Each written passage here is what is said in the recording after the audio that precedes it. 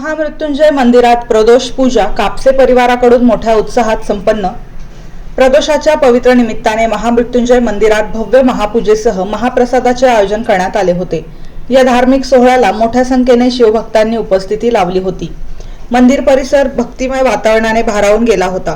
यावेळी प्रदोष पूजेचा मान कापसे कुटुंबियांना देण्यात आला होता। कापसे कुटुंबातील बाळासाहेब कापसे यांनी सहपत्नी कुटुंबासह महामृत्युंजय महादेवाची विधिवत महाआरती केली। या प्रसंगी मंत्रोच्चार, घंटानाद आणि हर हर महादेवच्या जयघोषाने परिसर दुमदुमून गेला। पूजनानंतर उपस्थित शिवभक्तांना महाप्रसादाचे वाटप करण्यात आले। भक्तांनी मोठ्या श्रद्धेने महाप्रसादाचा लाभ घेतला। कार्यक्रमात सहभागी झालेल्या भक्तांनी शिस्तबद्ध पद्धतीने प्रसाद ग्रहण केला। या सोहळ्याचे आणखी एक आकर्षक म्हणजे नंदीभोवती शिवभक्तांनी साकारलेली शेषनागाची सुंदर रांगोळी। अत्यंत बारकाईने आणि कलात्मकतेने तयार केलेल्या रांगोळीने सर्वांचे लक्ष वेधून घेतले। एकूणच प्रदोष निमित्त आयोजित हा धार्मिक कार्यक्रम अत्यंत भक्तिमय आणि उत्साहपूर्ण वातावरणात पार पडला। नमस्कार। आज प्रदोष निमित्त शिव मंदिरामध्ये पूजेचं आयोजन केलं आणि कापसे परिवाराच्या हस्ते ही आज पूजा होती। खूप आनंद वाटतोय। या ठिकाणी अतिशय सुंदर असं नियोजन आहे। सजावट अतिशय मनापासून केली जाते, शास्त्रोक्त केली जाते।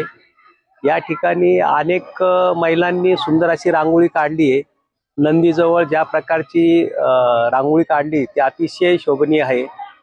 मला असं वाटतं की हे जे मंदिर आहे हे अतिशय पुरातन असून या ठिकाणी जी सेवा चालली ती अतिशय शास्त्रोक्त आणि चांगली आहे, हेच या ठिकाणी मी सांगेल। संपूर्ण मानव जातीसाठी, संपूर्ण समाजाला कोणताही जातीभेद न करता या ठिकाणी सगळ्यांनी यावं, या पूजेचा, या दर्शनाचा आनंद घ्यावा आणि आपलं जीवन सार्थक करावं, एवढंच मी सांगेन। धन्यवाद। रामकृष्ण हरी। आज प्रदोषानिमित्त इथे येवला येथे महामृत्युंजय मंदिरामध्ये आज आमच्या हस्ते म्हणजे कापसे परिवाराला आरती सामान देण्यात आला। त्याबद्दल त्यांचे खूप खूप आभार। आणि आज एवढ्या मोठ्या महादेवाची पूजा आमच्या हस्ते झाली त्याचा आम्हाला खूप खूप आनंद वाटतो। आणि इथे प्रत्येक सण मोठ्या आनंदात साजरा होतो।